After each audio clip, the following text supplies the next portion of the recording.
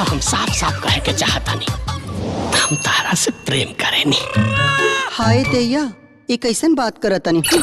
नमस्ते प्रणाम, आप सब देख रहल बानी भोजपुरी प्लस और ई खबर बा भोजपुरी फिल्म चाची नंबर 1 के जोन ऑफिशियल ट्रेलर आयल बा ओकर रिव्यू के। जी हाँ, चाची नंबर 1 यश कुमार मिश्रा और रक्षा गुप्ता के ई फिल्म बा जोना के ऑफिशियल ट्रेलर आज सुबह ही रिलीज भइल बा एंटरटेन रंगीला यूट्यूब चैनल पर। जैसन कि आप सबके नाम और कैरेक्टर से ही पता चल गल हुई कि कोनो ओरिजिनल फिल्म ना बा, ई कमल हसन जी के फिल्म रहे, बहुत ही पुरान, आज से लगभग 20-30 साल पुरान फिल्म बा जोना फिल्म के नाम रहे चाची 420 और आंटी 420, दो नाम से उ फिल्म के जानल जात बा। तो उहे फिल्म के से इंस्पायर होके ई फिल्म के बनावल गल बा भोजपुरी में और काफ़ी अच्छा तरीका से एके बनावल गल बा। जैसन कि आप सब ट्रेलर में देख सकतानी, यश कुमार जी बनल बाड़े चाची और उनकर पत्नी बाड़ी रक्षा गुप्ता जी और उनकर ससुर बाड़े अमित शुक्ला जी।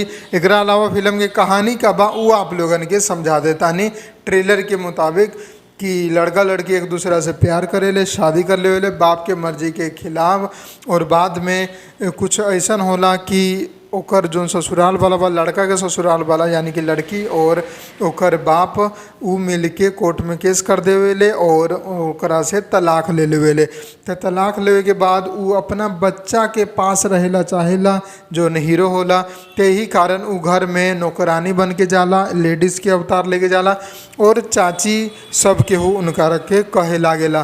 तो यही से इंस्पायर्ड फिल्म बा। ओकरा बाद के सारा झमेला बा का आप लोगन के देखे के मिली, का सुने के मिली, सारा कुछ आप लोगन के ट्रेलर में भरपूर एंटरटेनमेंट के तौर पर दिखावल गया बा।